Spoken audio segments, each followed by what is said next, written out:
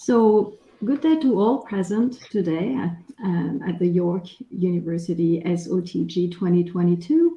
Bienvenue à tous ceux présents aujourd'hui avec nous. Yokoso.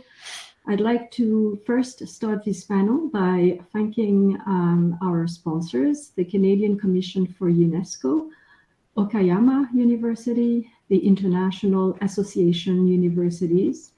Thanks as well to the UNESCO Chair for Reorienting Education Towards Sustainability, the theme of this conference, Charles Hopkins and Catherine Cole, the Executive Coordinator to the UNESCO Chair. York University and York International. I'd like to thank particularly Vinitha Gangatharan, Assistant Vice President, Global Engagement and Partnership, Ellen Valderrama, Director, Global Engagement and Partnership, and the many people that you have seen email coming from, Mario Guerrero, Pauline Lebot, with whom I think that without them, I don't think that a conference of that nature would be able to happen. So thanks to all.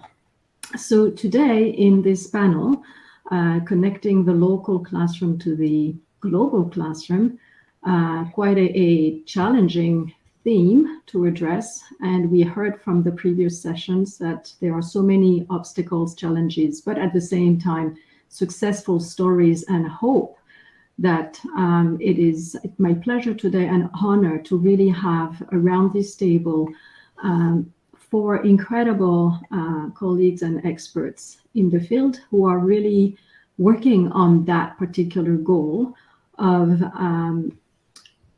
having a commitment to sustainability and SDGs, and really observing and practicing and conversing to know how we can transform global learning, global education, and global engagement to make it meaningful and fair, equitable for everybody.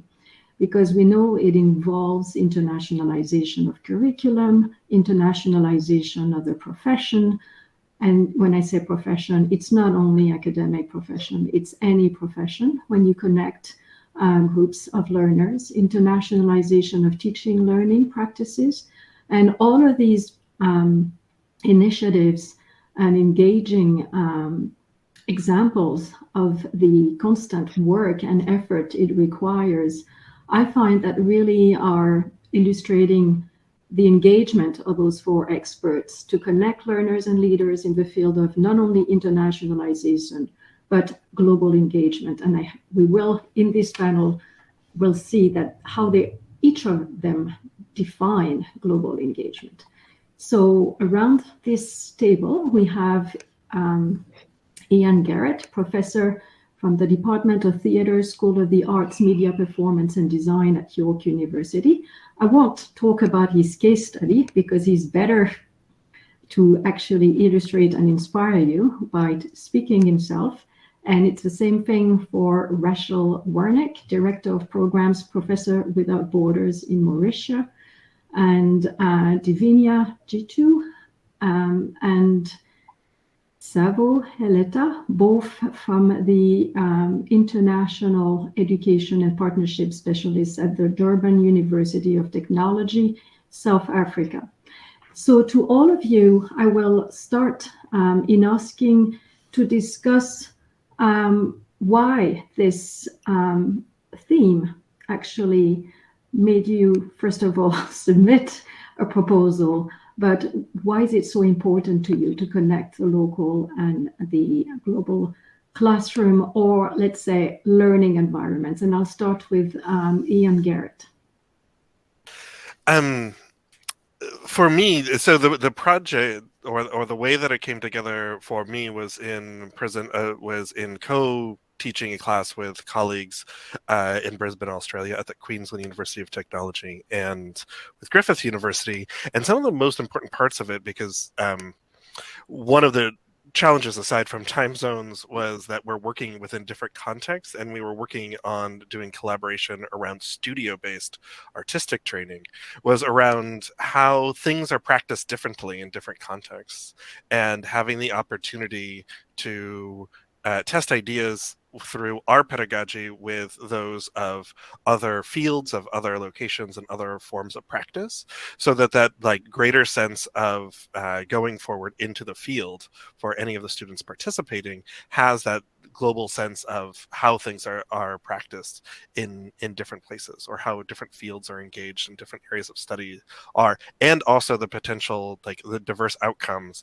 and how those are engaged with communities and issues that are local to individual places, so that they are able to in an informed way be global participants in a field that can be very local, because we're working with stage design and very often we're working with like our local communities, but also tends to be global through touring and cultural exchange and all of the systems in which we discuss and perform our culture, which because we were working in sustainability, or what we refer to as an ecocenographic model, we're looking at that as using arts and culture as a leverage for sustainability.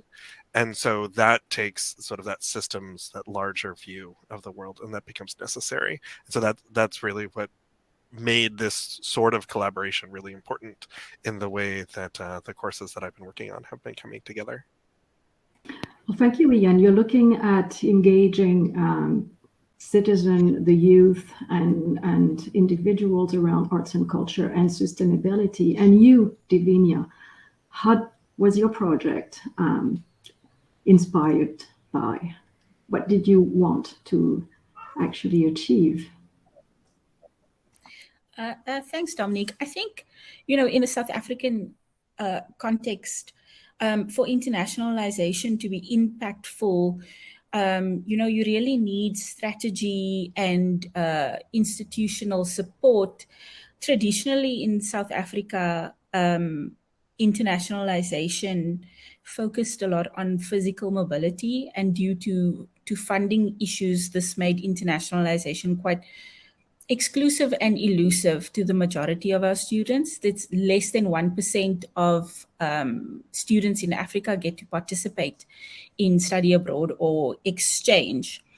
So our approach is really to attain higher education, social justice, and graduates with attributes that promote tolerance, mutuality, diversity, and those who are resilient in our interrelated global society through inclusive, comprehensive internationalization.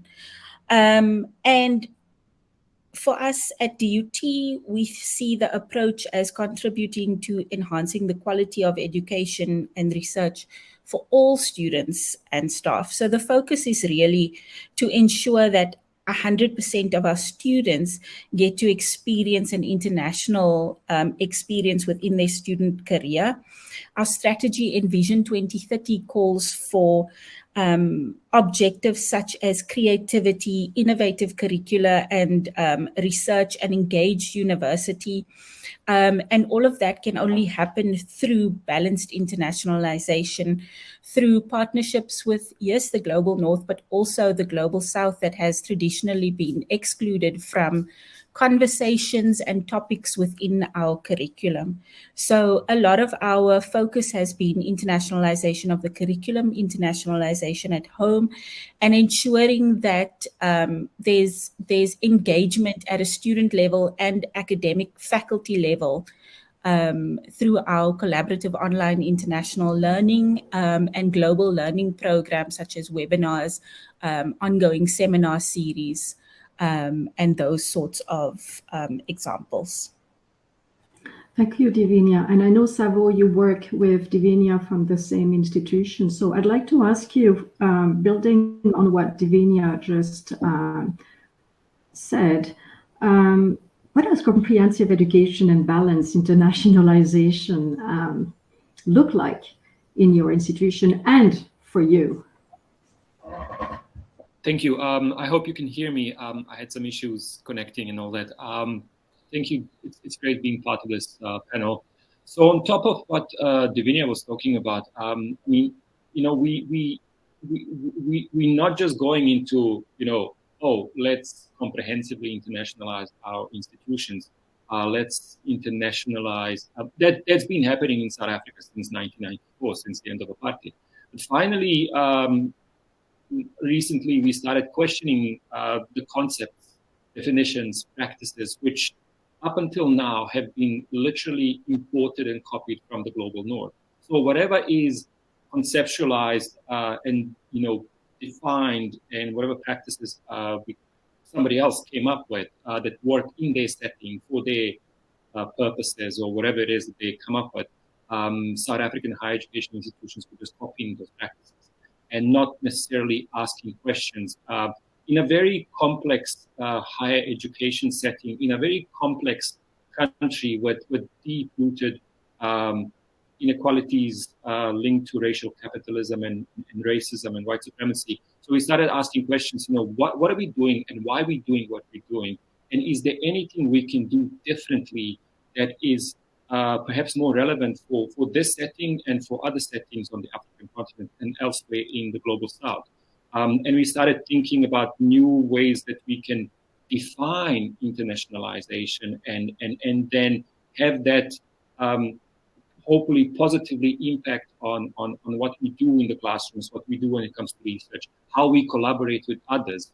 And very recently, we actually have developed a new definition. We're now looking at how will that possibly impact in what we do. But what is important to say in all this is that, when we talk about decolonization of knowledge, nobody is talking about isolating ourselves from others. It is about changing the ways that we operate, collaborate, and changing the ways that we all look at knowledge and see knowledge and value what is knowledge and what is not. Because up until now, it's everything that has been happening in South African higher education has been very heavily Eurocentric. So you get the curriculum that is white and Euro-American centric. So you could say, it's a success story because curriculum is internationalized, but it's not, because, I went to South Africa as an international student, and everything I learned from was from European and American perspectives. And that's not what I was looking for. And that's why I started questioning.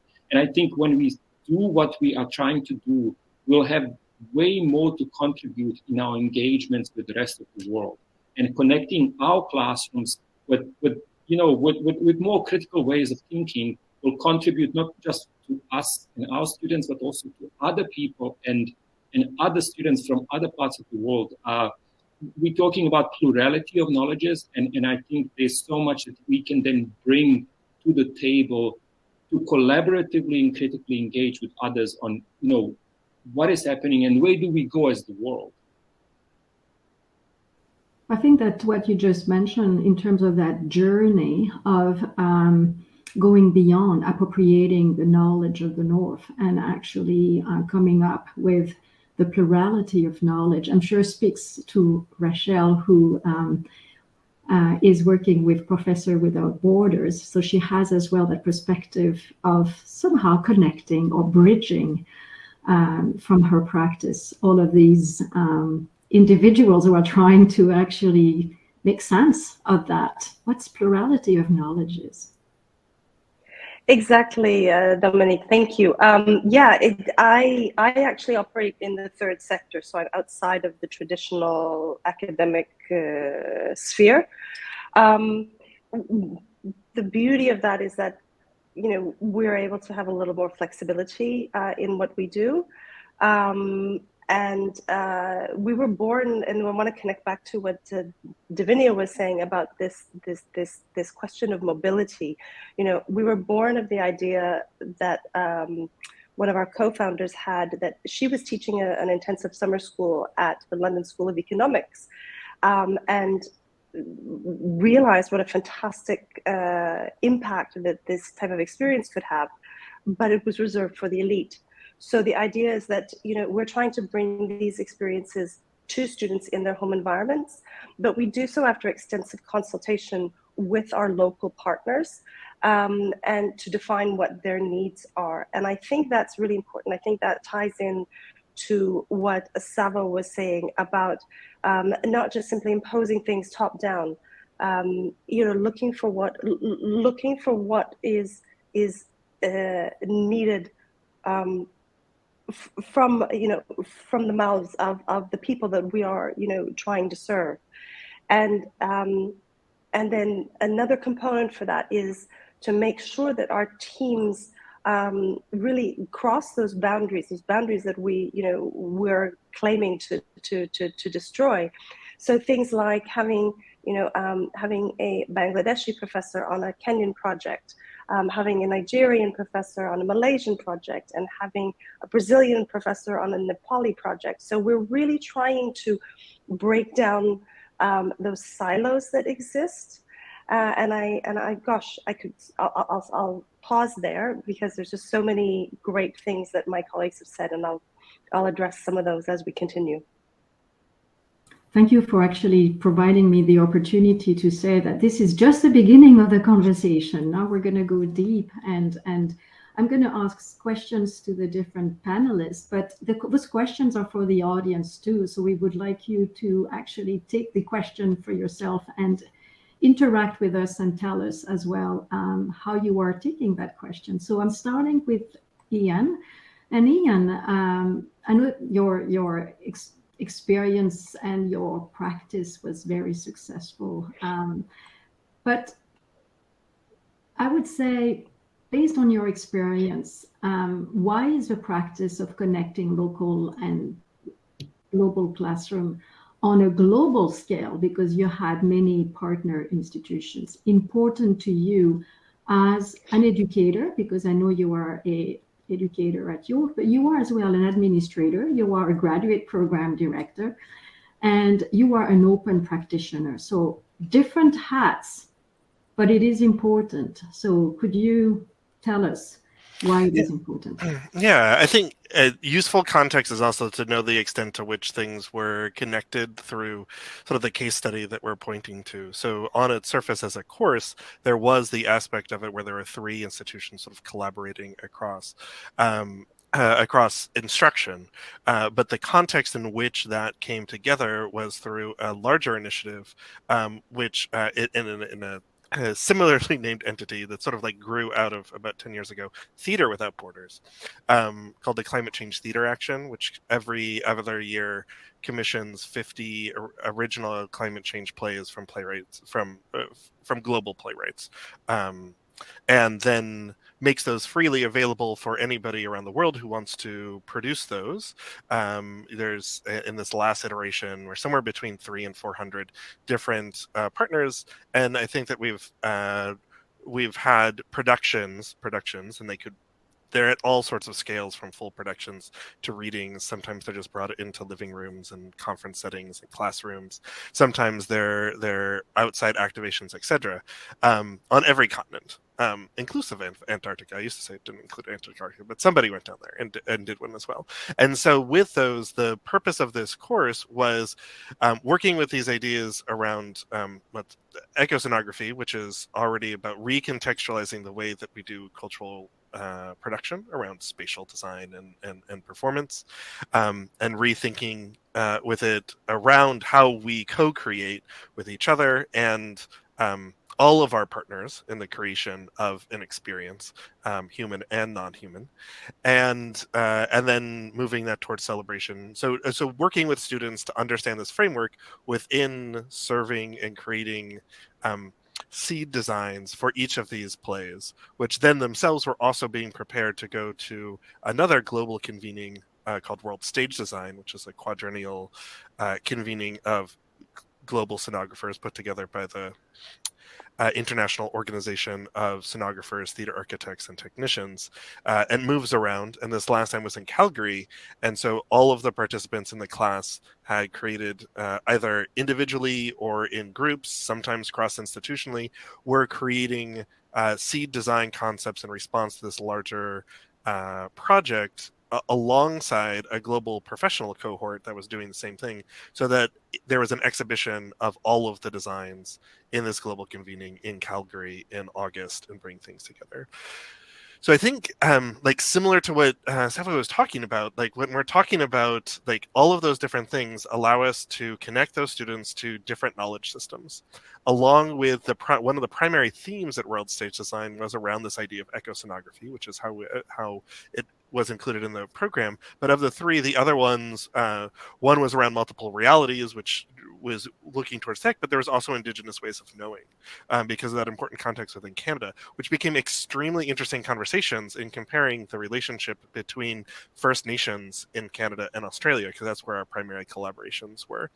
And within the ecosonographic context in which we're recontextualizing the way modes of cultural production, which similarly are colonial European-derived forms, and we're problematizing those modes of production as well, there becomes like a significant like tempering of all the assumptions that folks are making. Similar to, as I was saying sort of towards the opening, is that we are having different modes of cultural production, different modes of knowledge, meet with other different creative practices that are coming from different areas, and trying to put those into different contexts, and then expressing those back out so that it brings students right into a conversation around global exchange around this field that they're planning on going to. But it becomes very easy when we're concentrating on a professional, like professional outcomes for students. They're very much looking at like, well, I'm going to be working in this city, so I need to become familiar with this scene. But giving them that like incredibly wide scope of what is possible with what they can be doing, and then to see how those coming from other contexts, because not everybody that came into this program was like in school to be a theater designer. We had industrial designers too. Somebody came up with a game. There's different experiences that were created out of it. And all of those things sort of coming together, and then with the focus of being able to express that not just to their peers in that class in a global setting, but then to a global professional setting, convening together, I think was an extremely impactful thing. And sort of what my goal is whenever I'm engaged, whether or not it's in person, involves travel, or through a networked learning sort of environment with bringing things into a global classroom, is just those moments of exchange. Even just when we discovered that our time changes were good, or just trying to work through time changes and understanding how those are impacting it. These people are working in the morning. Like all of these little things become different ways of understanding the context in which somebody is working, what resources are available, etc. So there are micro and macro conversations that get to happen in parallel, which get really exciting to open those opportunities up for students, especially being at a university with York, so that we're offering a wide range of opportunities for international participation, where it's not just about expensive, just to put it bluntly, expensive international travel opportunities, and that's not the only thing that's there. That we are really thinking about participating globally, not just tourism. Thank you, Ian, because you actually gave a very important perspective of the importance of those moments of exchanges, as you call them, and maybe in the context of professional outcome, which is your field, but you actually didn't really clearly articulated that it goes beyond the classroom and beyond the field. So I'd like to ask Divinia, based on, I'm sure, similar initiatives in your university. Ian did not give us like the obstacles and the challenges. So that's going to be your role, your role to give us some obstacle and challenges. And if they were to address, how could that make the difference to sustain your current practice in the space of progressive, comprehensive education and balanced internationalization from your perspective? Thanks, Dominique. I think when it comes to inclusive comprehensive internationalization at DUT, specifically internationalization of the curriculum and COIL as an expression of this, one of the greatest challenges we found that may hinder the sustainability is that academic staff, faculty members always see this as an additional extra. It's something added onto their workload. And I'm not sure if this comes from pre-pandemic, but I've definitely seen it during the pandemic and post-pandemic. There's more talk about how much is on our plates. So that's one of the issues that I hear first when we start engaging our faculties on taking up the opportunity. And I think one of the ways to deal with this is to get your buy-in from academic staff and faculty, but in a way that lets them understand that this is not an additional extra. It's a transformational tool for your teaching and learning. It's about understanding that we need to do things differently now. It's not about getting up in front of a classroom and just presenting a PowerPoint presentation anymore. It's about transforming the way students learn. It's about transforming the way students interact with the knowledge that they are taking in our institutions. So, to be completely anecdotal, when evaluating your course on an annual basis, when looking at the activities that you're going to include within your module or your course, replace it with a COIL project, so that you actually are doing something different than what you would have done. And that for me speaks to the transformational way that we teach and learn, that we teach and that our students learn, and that is done through internationalization, international engagement, and international perspectives within your curriculum. I think some of the other challenges that we experience specifically in the global South Africa and South Africa, particularly at DUT, we have to understand our role as facilitators in higher education in navigating the digital divide. And in South Africa, that digital divide still runs along our class and racial divides. So in collaborative online international learning, it's an online endeavor.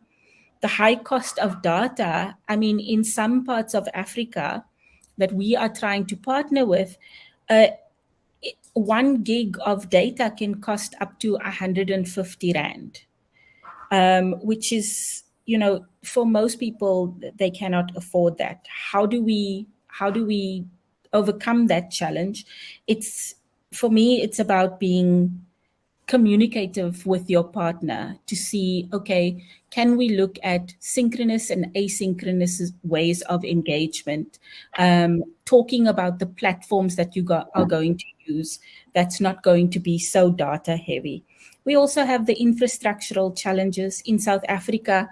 I'm sure you may have heard of load shedding, where electricity is cut for 2 hours at a time, sometimes even more per day. So you may have a session scheduled for your students to collaborate, and that's impacted. For there to be that understanding and that through communication between partnerships, for the partnerships to last, and for that flexibility to be allowed within that partnership, I think that's one of the ways that we can approach overcoming that challenge. Just building on what Ian said earlier about indigenous ways of knowledge, one of the challenges that we've found that comes from our colonial and apartheid legacies is our students approaching these opportunities thinking that they are going to learn from the global north and not the other way around. So our students also having to understand that they have something to add to the table, that they have the opportunity to build the table with everyone else, and that their knowledge is valued equally within these engagements. And I think that's the role of the facilitators and the academic staff as well, to ensure that your students are aware of this, that they're not coming on the back foot, that they also have something to add.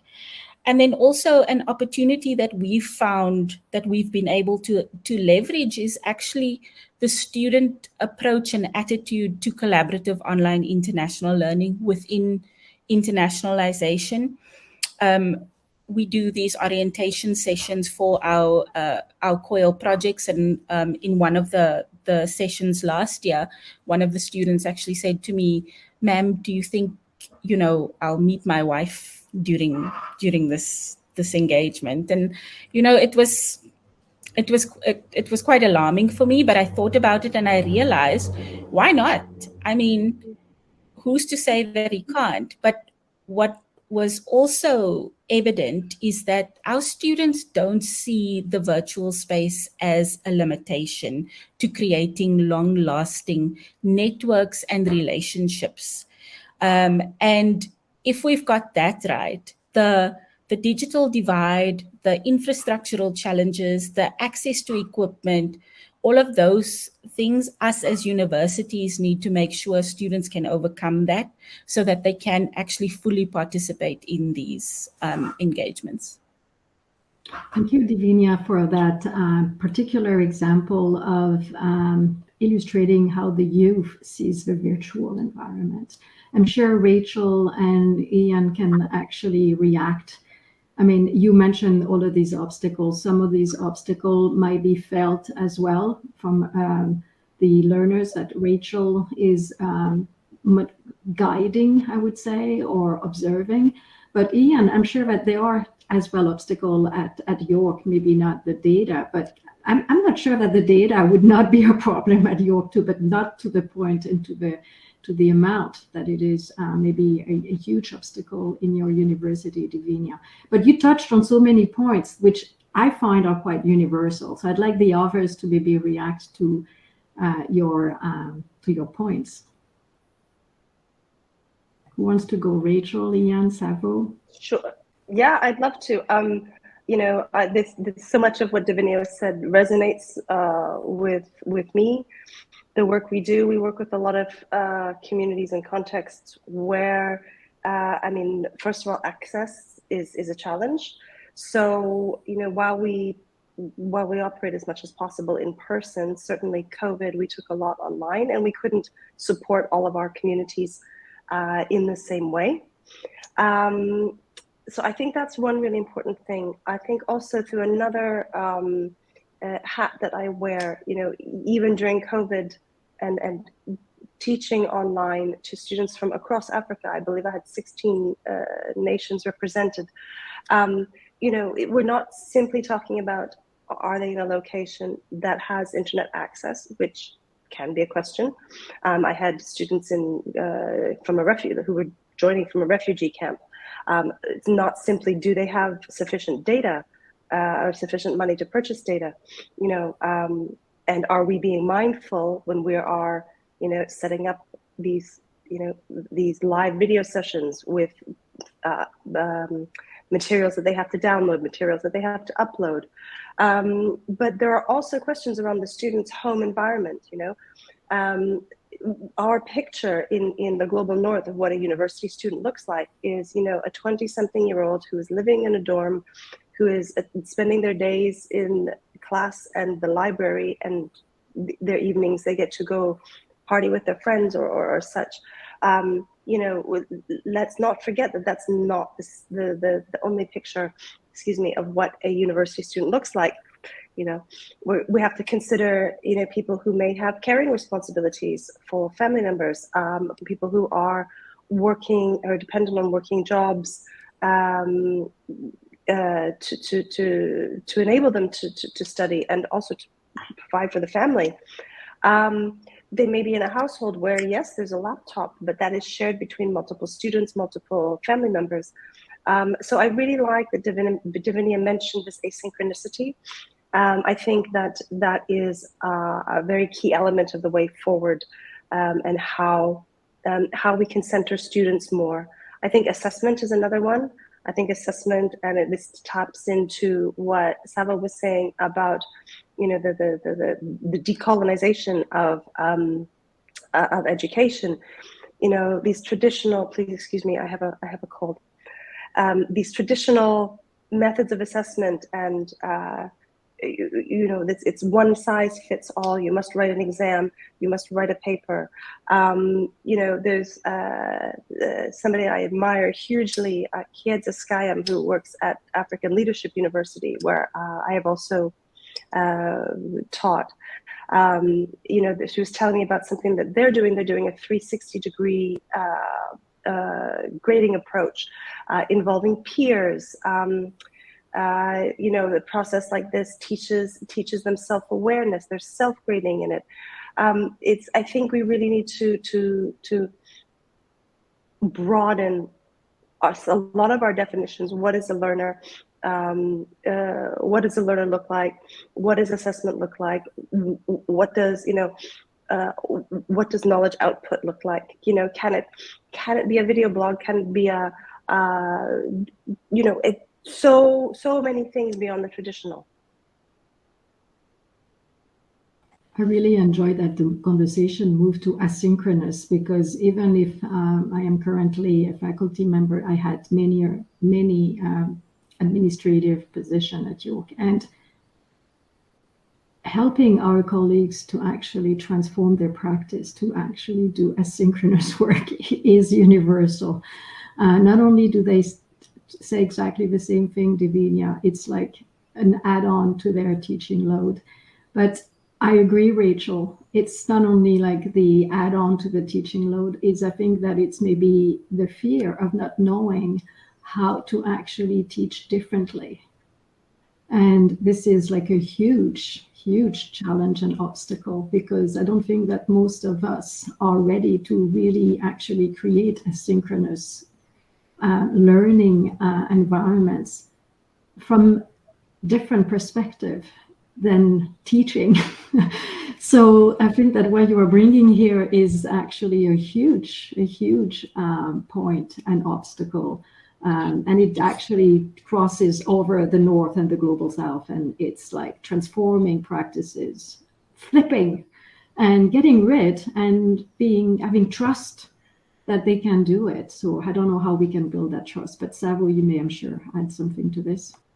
Yeah, I just wanted to mention a few things. What Divinia said earlier about, what we hear from academics very often is that they are very busy, that they, don't have enough time. And Divinia works very closely with our academics who do COIL, and she builds their capacity, helps them network and connect, and does a lot of really important work. But it's a reality that we need to, and we're planning to do more work on trying to understand how to better approach it. In South African higher education, about 66% of academic staff are working on temporary contracts. They don't know if they're coming back next semester.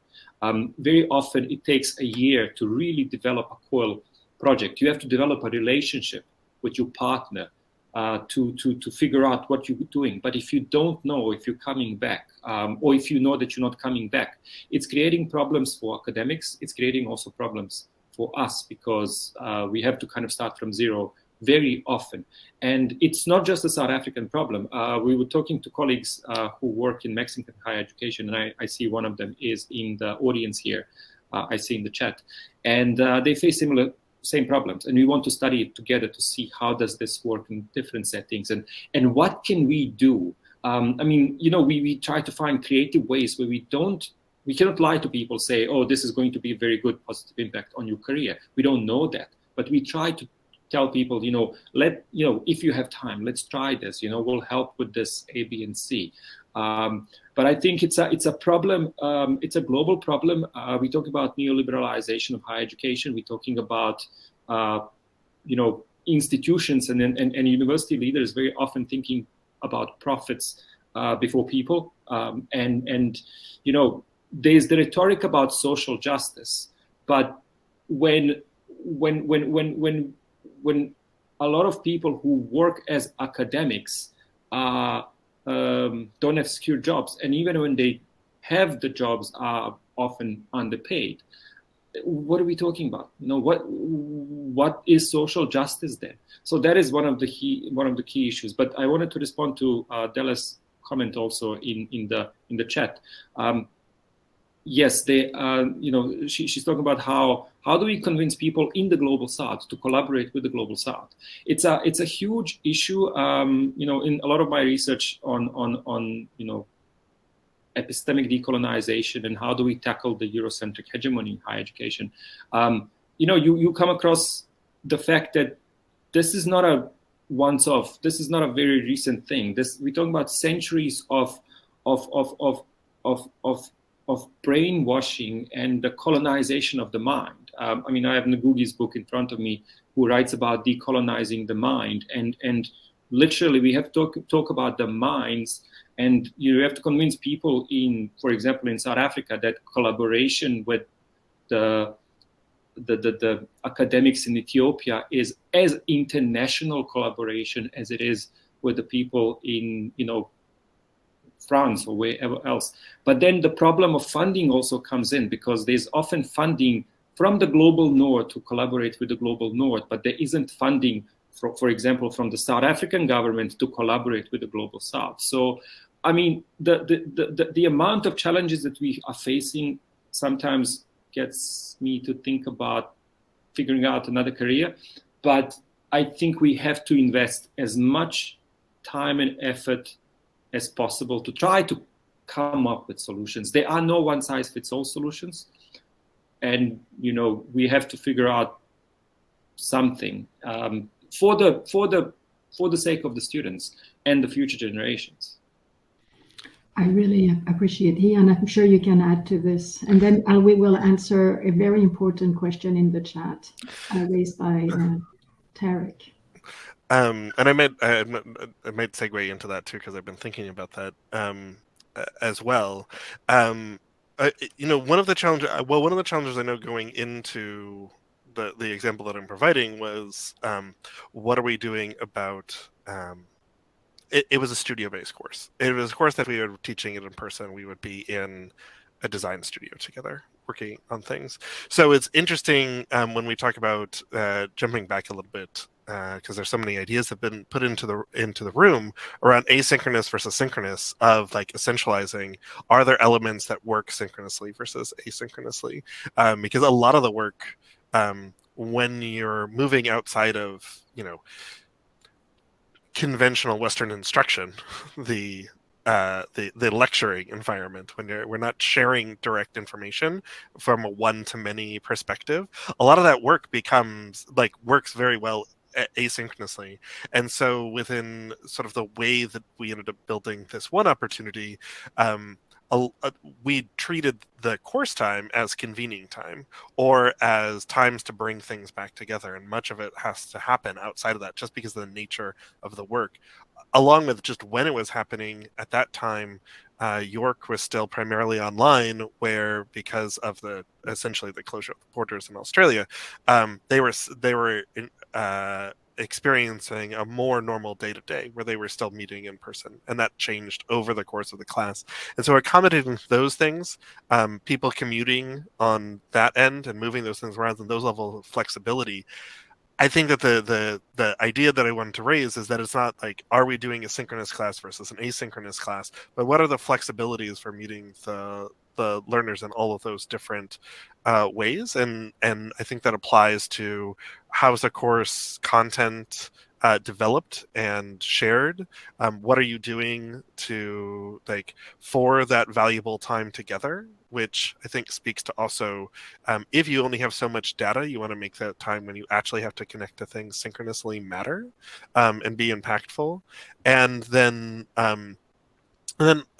also with flexibility around, I'd mentioned, and I think that it's one of the things that became a feature of the course, was we had some folks who were working individually on projects, some who were working collaboratively in their own institution, and some that were working collaboratively across institutions. And that was all about being supported about what they actually had the capacity to be able to do, so they could still have the benefit of that synchronous time together, and be part of the community of learning practice, and the extended one when we bring open up to those who are participating in the professional sort of parallel event that was happening to a similar purpose, but allowing them to work in their own way.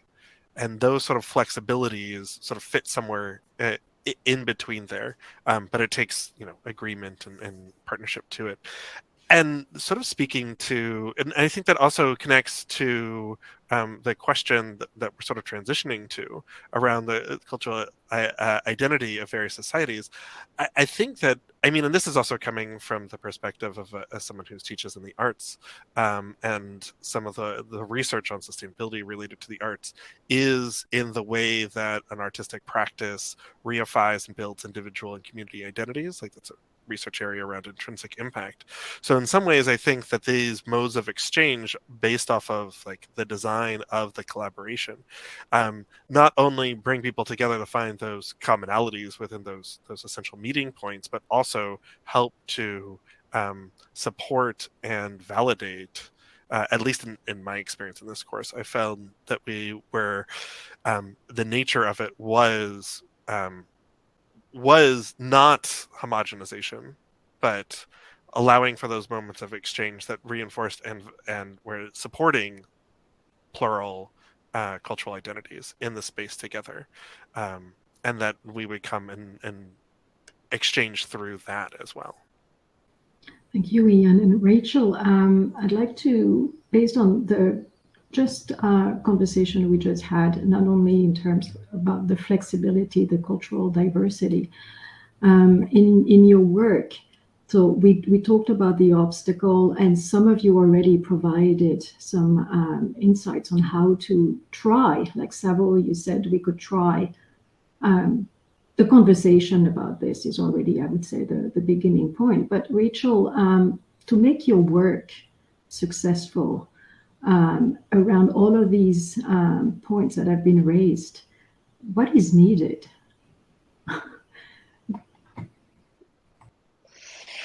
Well, it's an excellent question, and I have been mulling it over since we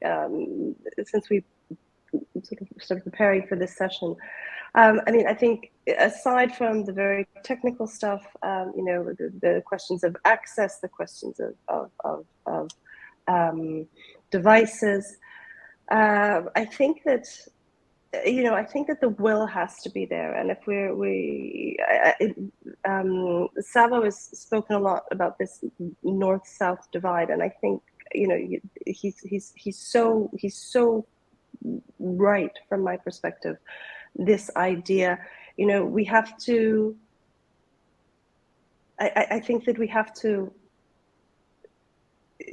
really get people to understand, people in the north to understand just how much value is coming from all around the globe, and to help people in the global south recognize that value that has previously been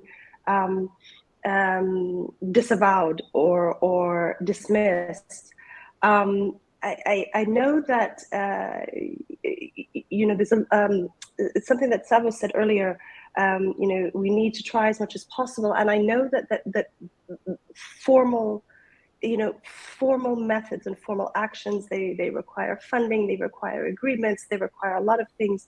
One of the things that I find in my work are these informal networks that can generate ideas, that can generate discussion, and possibly lay the groundwork that takes us to those formal actions. I think, for my part, I would never underestimate that.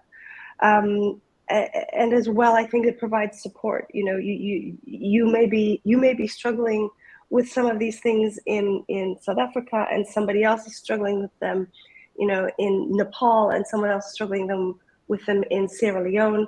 And just by discussing them and offering, saying, yeah, hey, I face the same stuff. Not sure. Let's give this a try. Or here's a workaround that I found.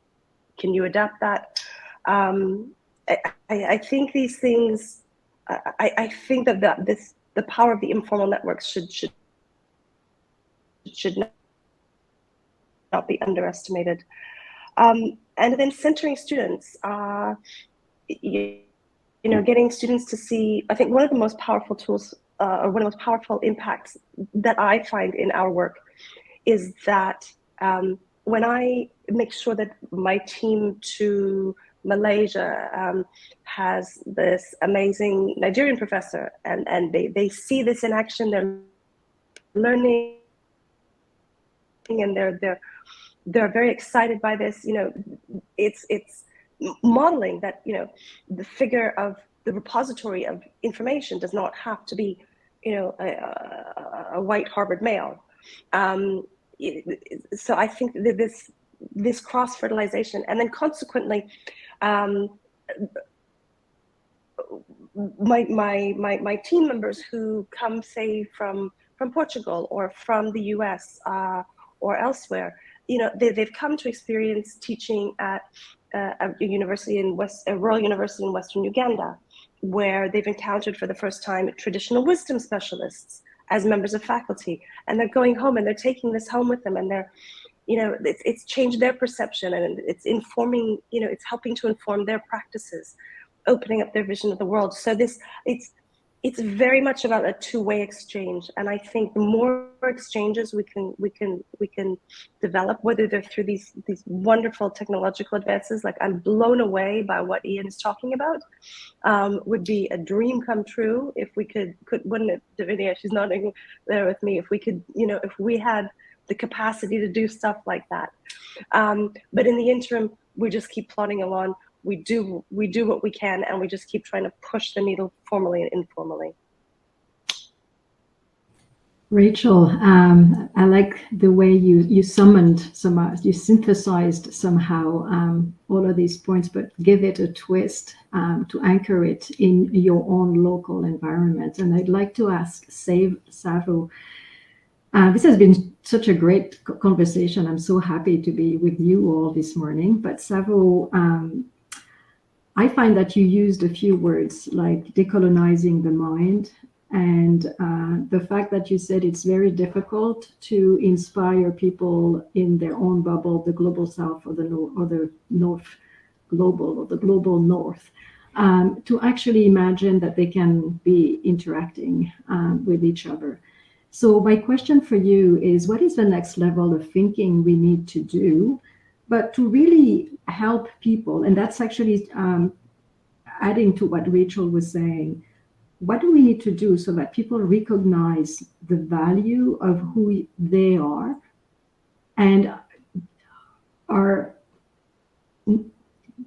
put away their fear and can trust the other so that they can experiment these practices that we are describing on this panel? So there is like the decolonizing of the mind. There is as well like the fear, because who am I? What's the value I add? So really, it's like existentialist question. How do we make people go beyond that and try and do those experimentations like Ian? How do we move them to that next step? I think I'll start, but I'm hoping that everybody can just bring in their views on this. I mean, what is the next thing? In a way, I'm not even sure I'm going to answer that question, but I've been doing some research and some work around climate change and how higher education has to respond to climate destruction, and so that we don't continue to contribute. So, for example, the physical mobility is something we have to think about. Conferences in person are something that we have to really think about, and rethink, and the engagements like this have to become almost the norm in many ways. So a lot of thinking around how do we collaborate with others has to take into consideration the impact that physical travel has on climate. We're running out of time. I think we reading, and that's what I've done over the past 6 months. Reading IPCC reports on various reports on climate change, and it becomes very depressing, and you kind of don't see the hope. But there was really good important piece that I read. It's by an artist, by a Nigerian poet. I will get the name somewhere. Who actually just ended up giving me the little hope that I could find. And he was talking about how we have to rethink and reimagine who we are as humans, and what Ian said earlier. How do we interact with humans and also with the non-human world, and how we see the environment, that we have to rethink the way that we have been for centuries, or parts of humanity have been looking at the world as this space that needs to be exploited for the benefit of the few, and so all that has to play a role in terms of how we think and rethink education. And I think also when we talk about decolonization of higher education and decolonizing the mind, I think one of the big issues is that, or problems, is that we based in higher education, many of us, so we're talking about higher education. Unless we fix the primary and secondary higher education levels in different spaces around the world, by the time young people come to university, their minds are colonized. And so do we teach, or do we try to rescue people from the issues and the problems that were brought to them, in the first, 12, 13 years of education. So we need a wholesale rethinking of education and knowledge. We have there are no alternatives. I think the future of the world depends on us rethinking literally everything. Again, it's easier said than done, but we see the crisis all across the world affecting many societies. And a lot of people and policymakers in the global north are becoming more serious about climate change because it's now affecting the global north as well.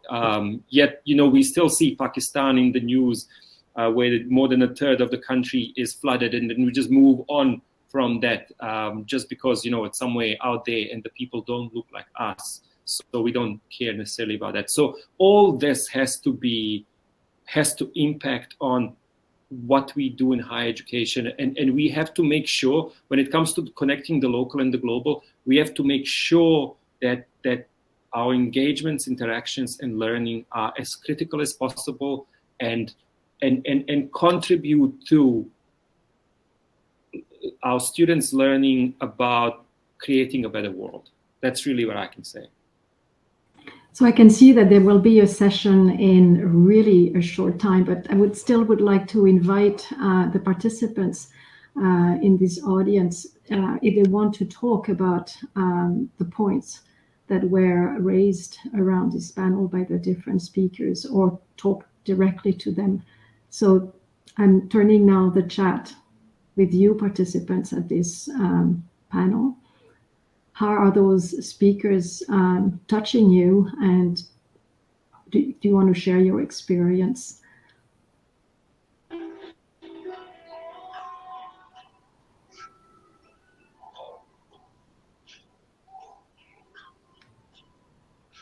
So I see that Muhammad was part of the SOTG Youth Engagement Program. So you are telling us to go and actually visit your booth. Okay, so there is, I'm sure, a link with the discussion today. Is there anybody else who is keen in sharing? Yes, we are to the very last minute for this panel, but it seems like there is a very important panel coming up in this room about the cultural contribution, which really is a nice segue. Well, I would like to thank the people in the in the panel, Ian, Rachel, Divinia, and Savo. I think that that was a very genuine and true conversation, and I think that you really brought a lot of important points, and I'm sure you touched a few people, and maybe give some strategies or examples so for them to try, and at least take the message that transforming education from K to 12 and post-secondary education is key if we do want to find solutions to the ultimate questions that globally we need to answer collaboratively. So thank you to all, and I'm very glad that I was with you today. Thank you. Thank you.